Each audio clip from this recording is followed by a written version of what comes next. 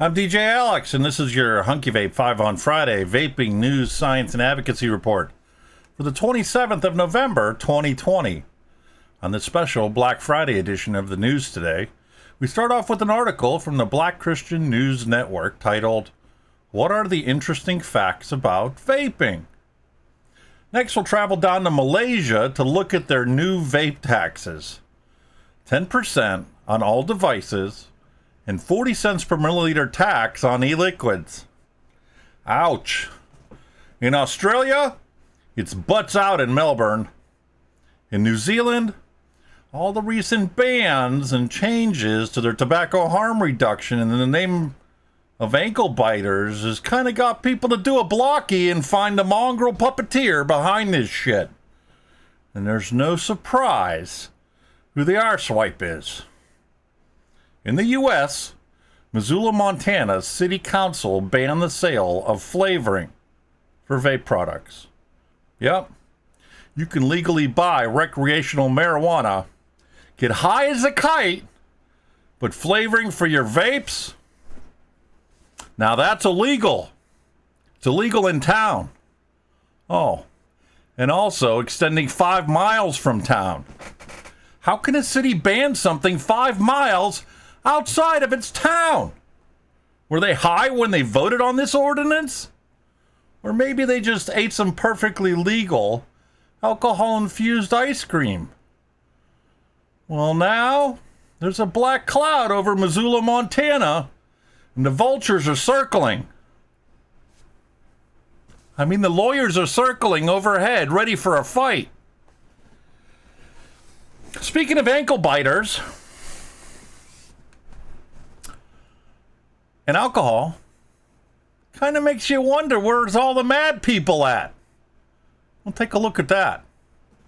Also in the U.S., there's another misinformed article published in the New York Times.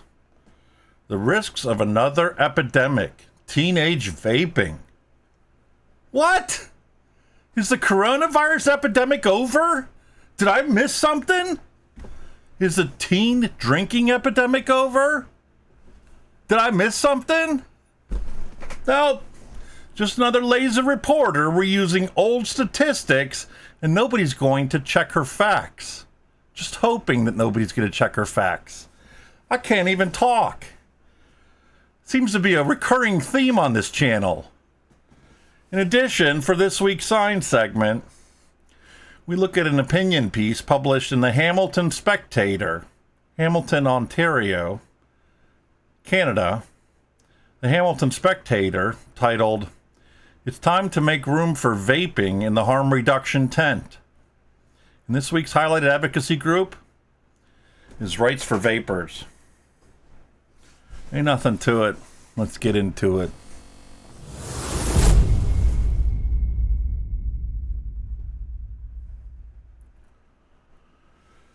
Here we go. Black Christian News Network 1 published an article titled, "What are the interesting facts about vaping?" You know, to play on words, being Black Friday and all, because yesterday was Thanksgiving in the United States. But I figured, why not jump on the train and take a look at this play on words? And I figured, Black Christian News Network? Okay, this ought to be interesting. Let's go take a look at this article and see what they have to say. What are the interesting facts about vaping? Okay.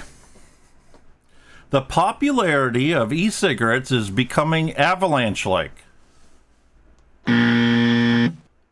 What? Adults use flavored vapor inhalers and adolescents not only as they do not formally fall into tobacco products. Therefore, the ban on the sale to minors does not apply to vapes in some countries. What? But e-cigarettes are dangerous. Do I have a lie detector installed on this channel? They cannot be considered as harmless alternative to tobacco smoking. What? Where is this guy getting his information from, or the girl, or whoever? There is no author listed. Are they just copying and pasting information from another article? Nah. The Black Christian News Network wouldn't do that, would they? That would, impugn their entire credibility, wouldn't it? If they just plagiarize somebody else's shit and then publish it on their own, as their own.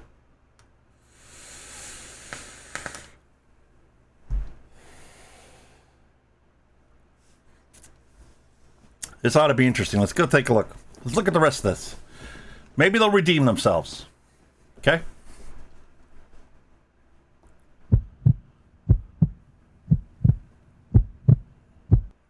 What? Electronic cigarettes, personal steam generators, e-cigs, electronic cigars, drip systems, electronic hookahs, or devices for evaporating an aromatic mixture are devices that form an aerosol mixture of aromatized liquids and nicotine for inhalation by the user.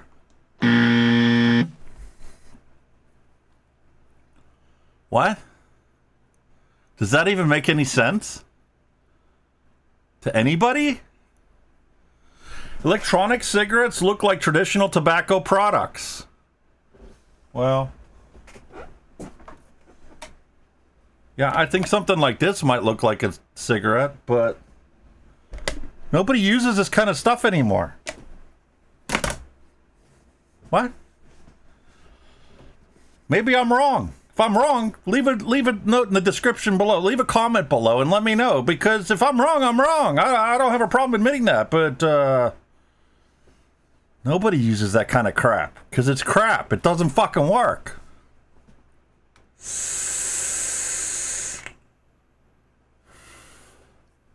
This works.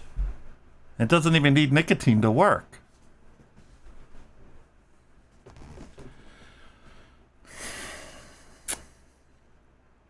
Electronic cigarettes can look like traditional tobacco products such as cigarettes, cigars, or pipes. I haven't seen a vape product look like a cigar or a pipe ever. I saw pictures of it. I heard people talking about it years ago. But I've yet to see one in any vape shop anywhere I've ever been. Or they are created by imitating ordinary objects such as flashlights, flash drives, or pens. That is, externally, do not belong to smoking accessories. What? They're talking about mods. And I suppose somebody could mod something and put it into something else to make it look like it, but who the fuck does that? The American Academy of Pediatrics supports measures to prevent children and youth people from using or being exposed to best e-cigarettes. Another best box mods article?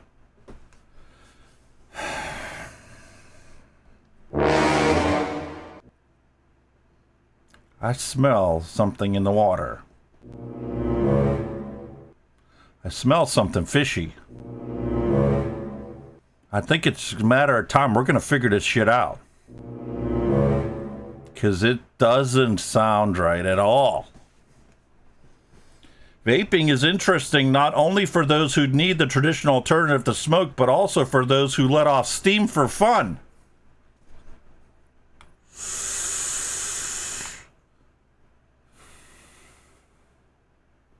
That's not steam. If that was steam, I'd have third-degree burns in my mouth. It's not steam.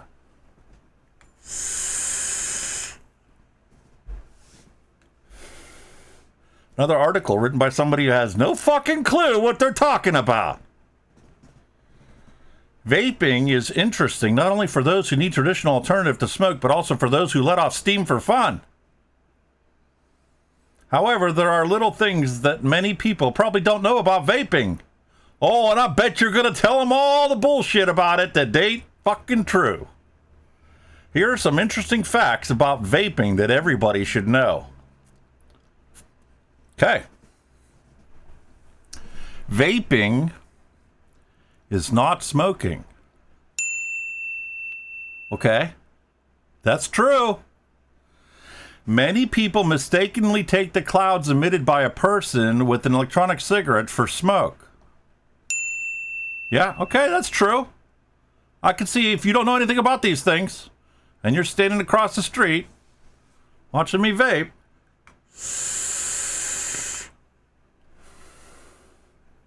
you're going to look at that and go, wow, that kind of looks like smoke, but doesn't. They think that the vaping is another way of smoking. Well, that's why it is a more effective tobacco cessation tool than nicotine replacement therapy, because it mimics the behaviors of smoking without any of the harmful effects. Yeah.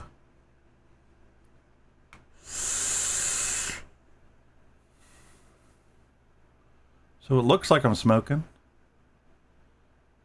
but I'm not. However, this assumption is incorrect. Steam and smoke can look the same from a distance. This guy has no idea what steam is. Or he wrote this in a different language and translated it, because what comes out of this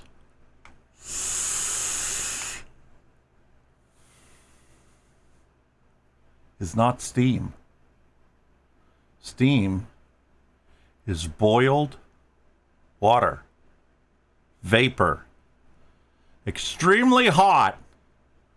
And if you create a device like this, do not fill it with water and turn the wattage up until it turns to steam, because you'll get third-degree burns and die. Therefore, it is clear where the assumption comes from. Moreover, smoke and steam coming out of a person's mouth after inhaling a cigarette or accordingly an electronic device. However, it is important to clarify that when a person uses the best e-cigarette, he inhales and exhales steam. No, he doesn't. He or she inhales or exhales aerosolized vegetable glycerin and propylene glycol, and flavoring if you choose to add it, and liquid nicotine if you choose to add it. It's not the same as smoke. Smoke is created when a substance is burned. Vapor, on the other hand, is formed when the liquid is heated at a high temperature.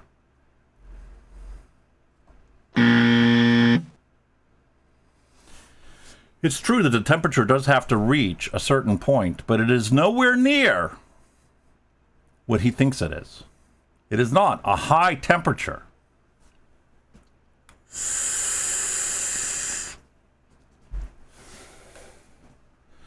Vaping is the use of one of the e-cigarettes to heat the liquid to let off steam. That's why vapers don't carry lighters. No, but we do carry batteries, because these are technology products. Steam is considered safe because it simply turns liquid into steam. It's aerosolized vapor. That's why it's called a vape. At the same time, smoke is a waste of a burned product. Yeah? Okay. Do we want to keep reading this article, or do you just guys want to go on to the next one? Because this one is full of shit. And I'm tired of having to refute every single sentence in this article. So if you're interested in reading the article from the Black Christian News Network 1, there'll be a link in the description of this video. Please feel free to take a look at it. Because later on in this article, they'd say that hookahs are the same thing as this.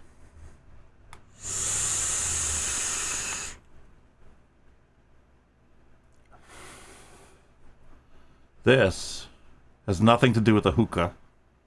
Works nothing like a hookah. And it wouldn't be possible for you to have multiple hoses coming off of a device like this, because it wouldn't work.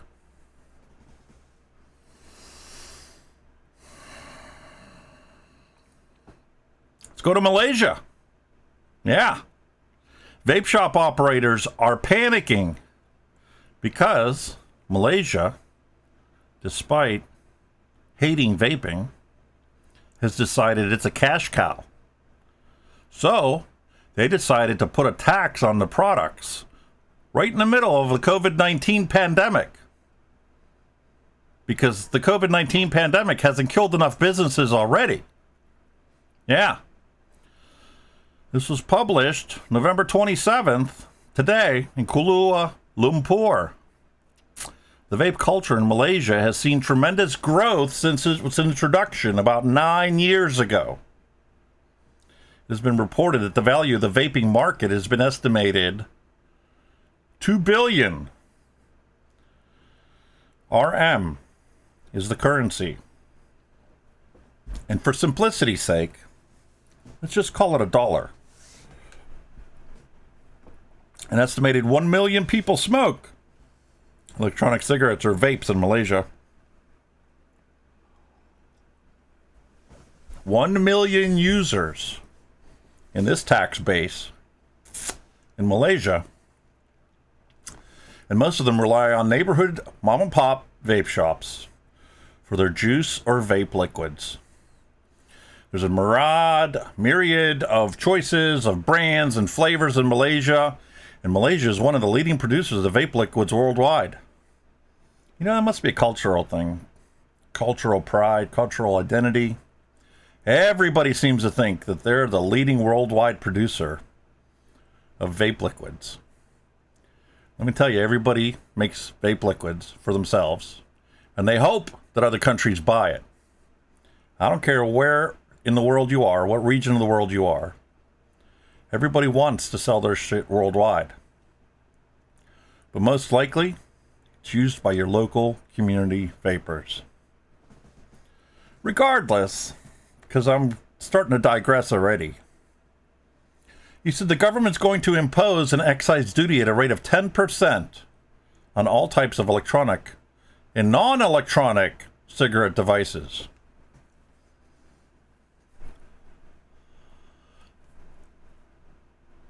If you know how vaping can be done without it being an electronic device, without using a battery, please leave a comment in the section below, because it doesn't make any sense to me. Not with what I know as the definition of vaping. This is a technology product because it requires technology to regulate the voltage going through these coils. And you have to have a specific resistance for it to work, with a specific amount of airflow. And like an airplane, it can operate within a very narrow set of parameters. But when you go outside of those parameters, the system breaks down and it doesn't work. And that's what they're hoping to do with these taxes. These greedy politicians are placing a 10% excise tax on vaping devices, as well as a 40-cent per milliliter tax when it comes to the sale of vape liquids. Vape liquids that are just vegetable glycerin, propylene glycol flavoring, and nicotine if you choose to utilize it. How do we know it's 40 cents on the dollar? If you read through the rest of the article, you'll find out that a 60 ml bottle in Malaysia cost 40 RM, or $40 per se. And 40 cents per milliliter tax equates to an additional $24 or 24 RM per 60 ml bottle. So you take 40 cents, multiply it times 60 mils, you're going to come up with $24 tax on a $40 bottle. How would you feel if your $40 bottle of 60 ml juice now cost you $64 the next time you had to go and get it?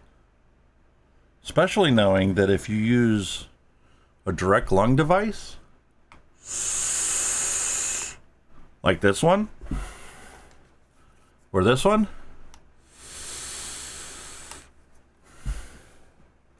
or this one, or this one,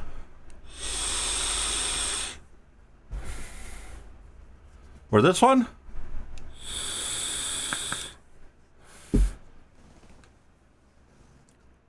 I just spent $2 on taxes. Taking a drag from all 5 of those. It's a load of horse shit. This is a hell of a pod system. And the advantage of a pod system is it only holds 2 milliliters of juice. But a pod system might not have got me to quit smoking because it didn't produce enough flavor, it didn't produce enough vapor for what I needed to give up my habit of smoking deadly combustible cigarettes. But if it cost $64 for a 60 ml bottle of juice, I might have had to stay committed enough to keep using a pod system instead of an open tank system like I'm using now. And I don't think that's fair. And I don't think that's right. Would it be right for you to have to pay $64 for a cup of coffee? Or a bag of coffee that lasts you a couple days? I don't think so. It's what happens when people create regulations for something they have no clue about. Kind of like in Melbourne. Melbourne City Council says it's butts out. They propose a ban on smoking throughout Melbourne. Problem is, they're not just talking about smoking. You want to end smoking? Okay. I don't agree with that, but if that's what you insist on doing, because, you know, you have public health care system and you need to control your costs, and you know that smoking causes heart disease, lung disease, cancer, stroke, emphysema. Okay. Don't like it. But that's why the UK is so adamant about vaping to quit smoking, because it's 95% safer than smoking deadly combustible cigarettes. And cutting the rates of people getting sick will pay for itself in the long run. So Melbourne decided that they were going to ban smoking and vaping throughout the city. Only problem is, 4 months ago, vaping was classified the exact same as smoking in Melbourne. Yeah. So whatever they do to smoking now, they are effectively doing to vaping. So you won't be able to vape in Melbourne, according to their city council. And they're not the only ones doing it.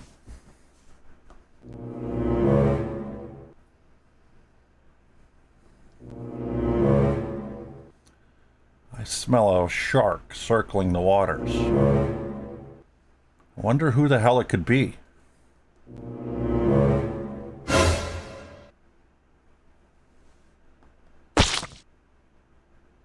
Cat's out of the bag. Everybody's been wondering what's going on in New Zealand, because New Zealand has effectively banned smoking and vaping everywhere. Yet, New Zealand understands the concept of tobacco harm reduction. Well, here we have an article on Planet of the Vapes. CAPHRA slams Bloomberg-funded attack.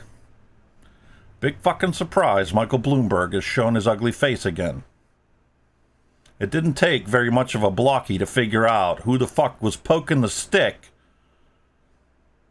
and who the puppeteer was in this entire matter. A well-known New Zealand vaping advocate has weighed into the debate raging internationally that sees consumer groups and public health experts raise serious concerns over the quality and motivation of a recent University of Bath study. Yeah. Michael Bloomberg is funding the University of Bath to come up with these studies. Yeah. Stanton Glantz retired, yet, like the rest of the drug dealers in this world, you lock one up, two will show up in their place before that first guy even gets to the police station to be put into custody. And Michael Bloomberg is utilizing his unlimited capital to fund studies with bogus results using bogus methodology so that he can continue his agenda to have his own patented electronic nicotine delivery system approved pharmaceutically so that he can continue being a billionaire while the rest of us drowned in our sorrows. Yeah. Well, let's come back to the United States for a moment, shall we? Montana Public Radio has published this article informing us that Missoula bans the sale of vape flavored vape products. Lawsuit threatened. Well, yeah. Anytime you have a ban, the vultures will start to circle overhead so that they can take their pick of what's left over from the carnage. Missoula has become Montana's first city to pass an ordinance prohibiting the sale of flavored e-cigarette and vape products. Yeah. Because that makes a lot of fucking sense. Montana just legalized weed. Yeah. Recreational weed. So you can go get high as a kite. Well, when you're high as a kite,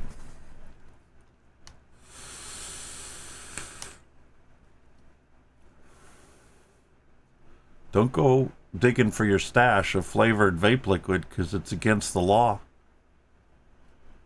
You can go to jail. You can be fined.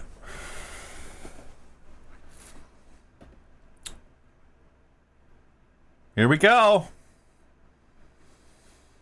Missoula City says loud and clear by removing big tobacco products from the ban that it's okay if children get their hands on deadly tobacco products as long as vaping products are banned.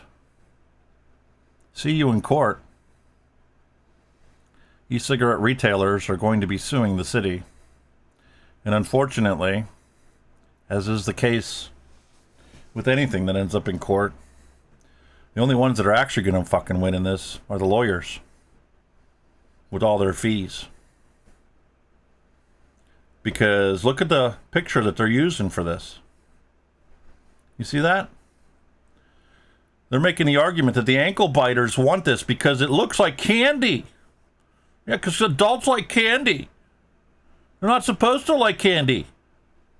Yeah? You don't have a problem with this, do you? Haagen-Dazs. Stout. Bourbon. Irish cream. Amaretto. Rum. Yeah. Adults don't like flavors. No. No. Adults don't like flavors. No, that's not for adults. That's for kids. Yeah, kids like flavors. All kids like ice cream. Yeah. But that's okay. You can have the socially accepted spiked ice cream.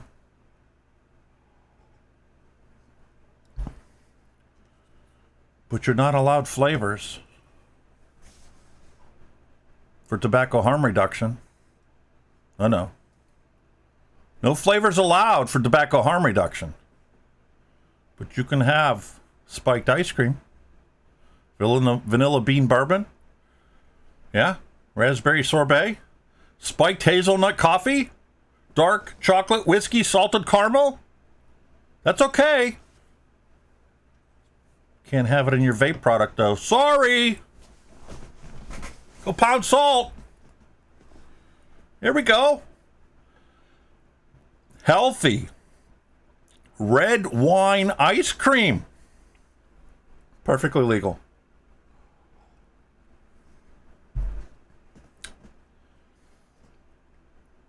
You want to have cherry flavored e-liquid for your vape? Sorry, it's illegal. It's amazing what is socially acceptable, isn't it? Yeah.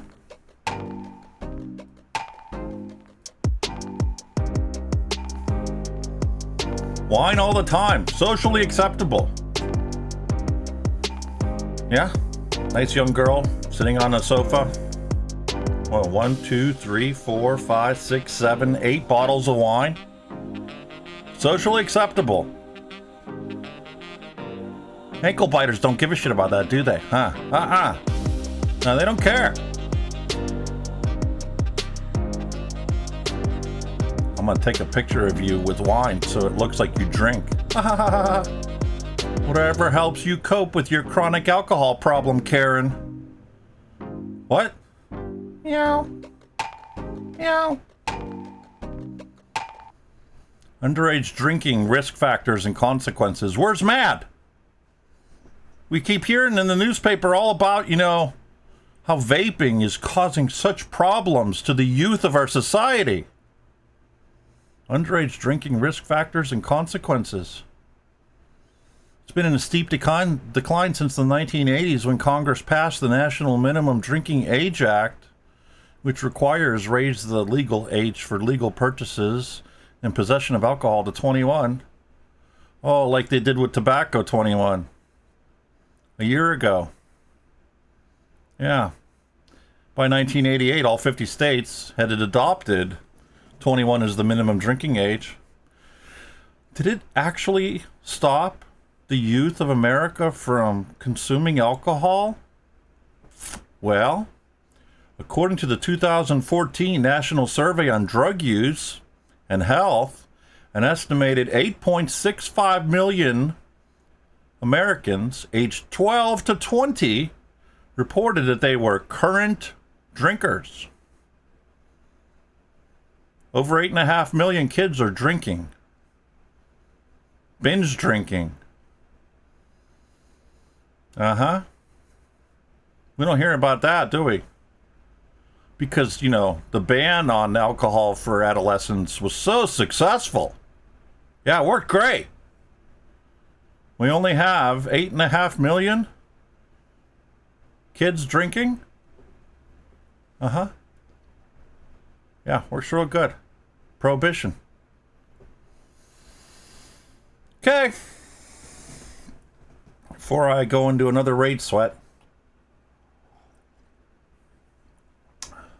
let's take a look at the New York Times. Yeah. New York Times article. The risks of another epidemic. Teenage vaping. Epidemic? What?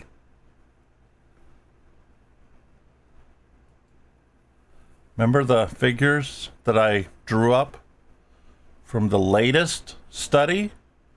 The latest drug study in the United States?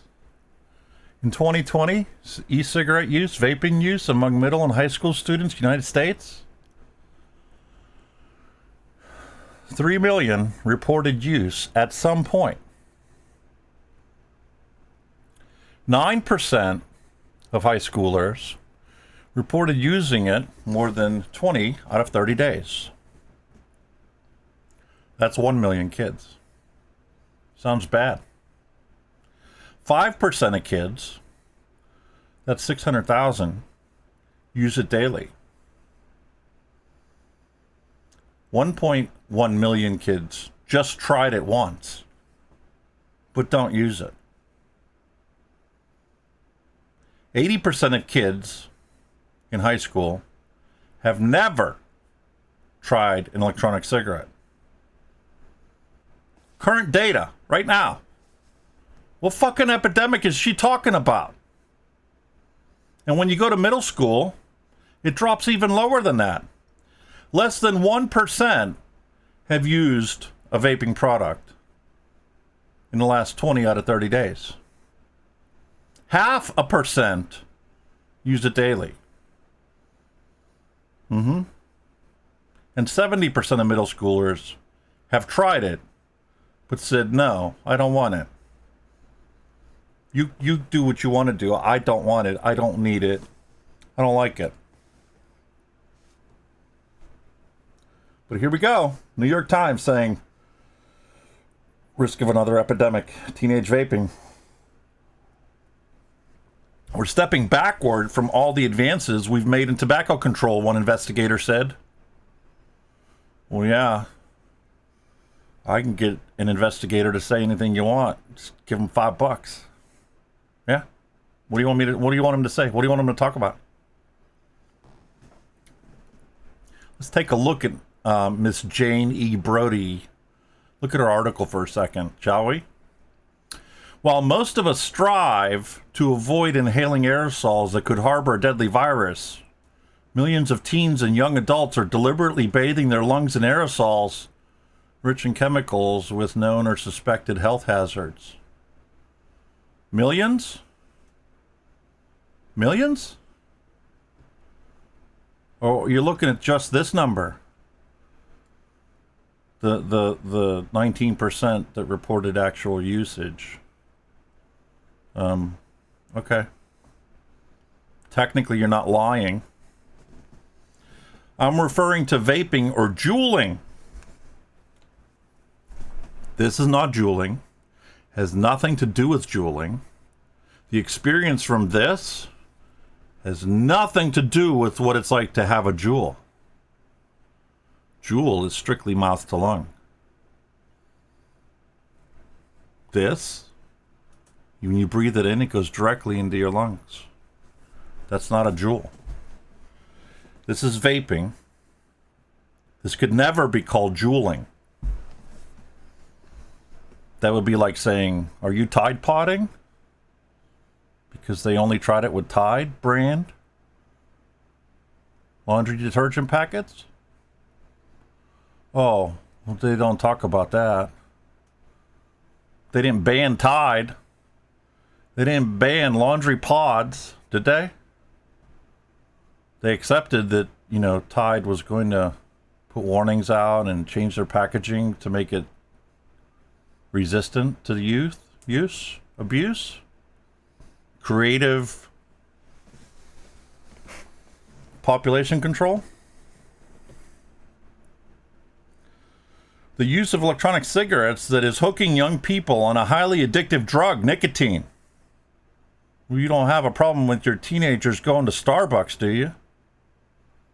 Because nicotine is the same addictive property as caffeine.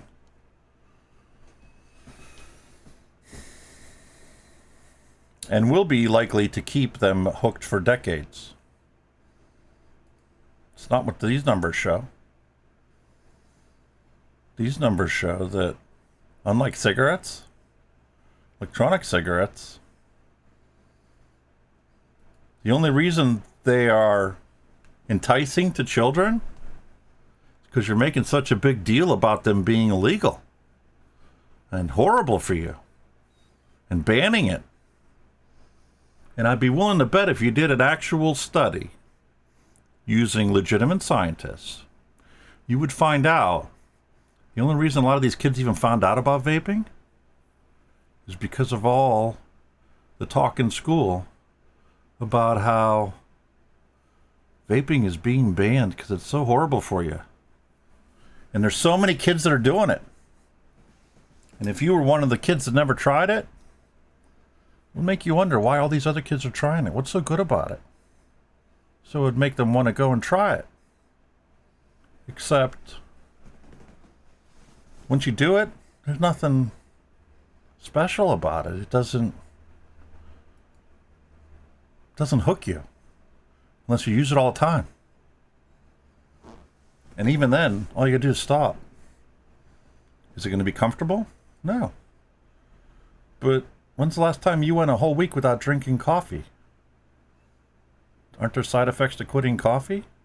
Like, headaches, irritableness? Oh, wait a minute. It's the same effect of using 6 milligram nicotine and saying, you know what? I'm not going to step down. I'm just going to go straight to 0 milligram.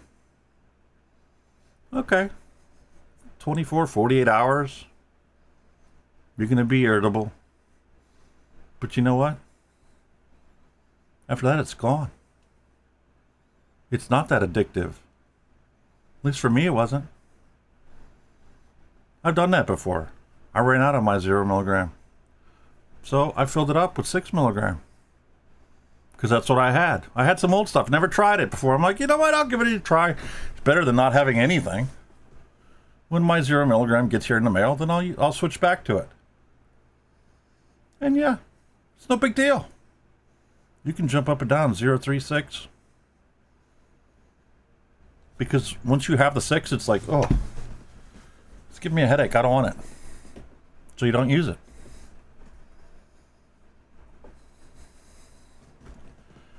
But I'm just one person. I'm not a doctor. I'm not a chemist. Just telling you what my real world experience is with it. Anyway, if you want to get irritated, go check out the New York Times article titled The Risks of Another Epidemic, Teenage Vaping. She's not talking about the 2020 statistics. She's talking about the 2018 or 2016 statistics. When they first realized it and the numbers went from 1 kid using it to 2 kids using it. Oh my God, the rates are doubling! They're not. They're dropping. They're only a third of what they were from the number she's talking about. She just published this past week on the 23rd, 3 days ago. Yet she's conveniently using numbers from 2007 to 2017 to 2018. Why? Because if she would have used the numbers that were reported last year, this year, the data collection stopped in February of this year, before COVID lockdown. These are the rates before COVID lockdown. Wonder what they are now. Now that everybody has to be home with their parents. Where parents have to control their kids and regulate what they have access to and what they don't have access to.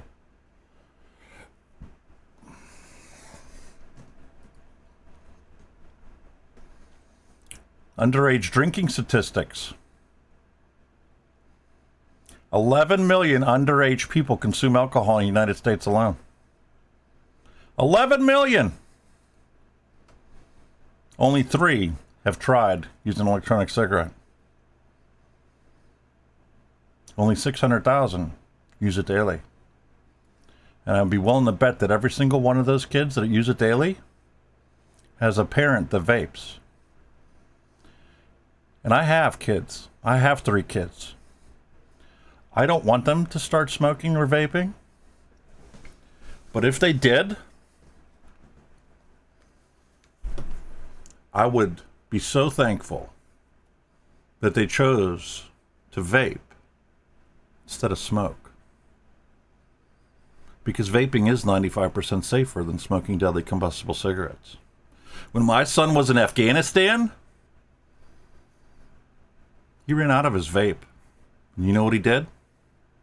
He went back to smoking cigarettes. So I was happy to send him replacements for what he needed to get vaping again. Because vaping will always be better than smoking deadly combustible cigarettes. Here we have a problem that 11 million underage people consume alcohol in the United States. You don't see that in the headlines. You don't see that in the news. All right. Let's leave the United States and let's head over to Canada. Let's take a look at the Hamilton Spectator. It's time to make room for vaping in the harm reduction tent. This was published Tuesday on the 24th. It's taken a long time, but when it comes to drug and alcohol addiction, the concept of harm reduction is increasingly accepted as both humane and an effective approach to addressing addiction by public health authorities and the general public. It's the reason why anytime marijuana was brought up in the voting, people chose to deal with it as a health problem instead of a criminal problem. Because banning something doesn't work. If somebody has an addiction, they need to be treated by a health professional, not thrown in jail. Thrown in jail complicates the problem and doesn't solve anything. Safe needle distribution, condoms, methadone maintenance programs, naloxone kits, managed alcohol programs. These are all examples of harm reduction initiatives that have been steered by dedicated frontline practitioners and gained the support of public health advocates in some governments, although there's still much work to do, and there will always be much work to do. Because some people are predisposed to being susceptible to an addiction. Some people, be it genetically, or behaviorally, or situationally, will find themselves at some point in time addicted to something. Some people are addicted to stress and are on the go 24/7 no matter what. And you know what stresses them out? A lack of stress. Kind of ironic, isn't it? Addictions need to be dealt with on a one-on-one basis. And they need to be treated appropriately. Tobacco harm reduction is not a new concept. The holy grail for the tobacco industry and others has been to find a less harmful product that appeals to smokers. Today we can confidently say there is a product on the market that not only is less harmful than cigarettes, but is appealing to smokers and helps them quit smoking. We are talking about vapor products or electronic cigarettes. We already know Public Health England's 95% less harmful than deadly combustible cigarette statement. We already know all this. But there are plenty of people out there that don't know this and need to be shown this article. Need to be shown the facts, shown the science. Because the science will ultimately dictate policy. When all the pugnates are gone, when Bloomberg's gone, there'll be somebody to take his place. But hopefully, science will win. The science will lead us to tobacco harm reduction. Because abstinence doesn't work. This week's advocacy group, Rights for Vapers. Vapers speak up. Take a look at the link in the description below, Rights for Vapers. You can take a survey and you can find out a bunch of things. These are the questions that are in the survey. And here's the results. Geographic location of vapers. Now this website's in Canada. This organization's based in Canada. Looks at the age group. The median age group for vapers is 35 to 45. It decreases both directions like the standard bell graph. 95% of people take up vaping to quit smoking.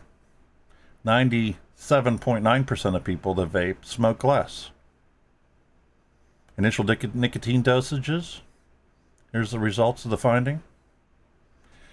This questionnaire is being conducted by Dr. Christopher Lalonde. Take a look at the website. Take a look at the questionnaire. Find the facts of vaping. Find out vaping versus smoking. What is vaping? What are the risks of vaping? And if you can't find an answer, you can contact them, and they'll be happy to answer your questions. Like I'm happy to answer questions for people. I can go back to the testimonials page, but you're going to see the exact same thing that you see on all the other advocacy organizations' website. You're going to see stories of people that were able to quit smoking successfully by picking up one flavorful vape. Mark is 5 years smoke-free. Go to the website, you can check out his testimonial.